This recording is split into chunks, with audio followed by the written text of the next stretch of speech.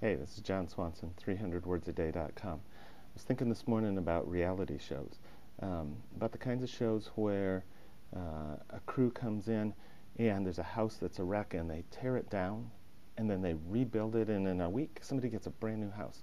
And they see it, people move in, team waves, says goodbye, says stay in touch, or maybe not even that. Or a restaurant show. There's a restaurant show where the restaurant is just terrible. Everybody's fighting with each other. This guy comes in and changes the menu, simplifies it, trains the staff, helps the owners recapture a vision for the restaurant. And then the closing shot is the guy who did the consult talking into the camera, saying, this was the hardest one ever. Maybe they'll keep it together, maybe they won't. They still got a lot of work, and walks off down the street. I started thinking about the Gospels. What if we looked at the four Gospels, Matthew, Mark, Luke, and John, as reality shows, where religiosity isn't really working. People are working really hard, and it's feeling really unsatisfactory. And they're feeling like God is really distant. There's just been silence for 400 years. And this guy shows up, and he starts rebuilding stuff. He says, you've heard it said, but I say to you, there are people who are falling apart. And he says, hey, you're healed.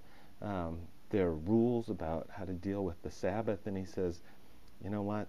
This Sabbath was made for man, not man for the Sabbath. There's all this kind of rebuilding. At the end of the time, he says, you know what? This temple, they're going to take it down and they could rebuild it in 3 days. And then it happens.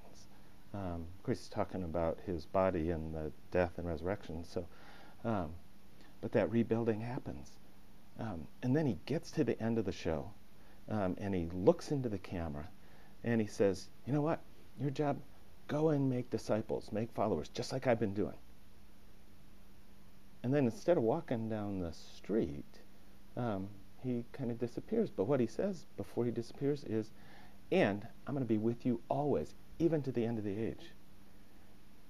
And you think, whoa, what if he really is?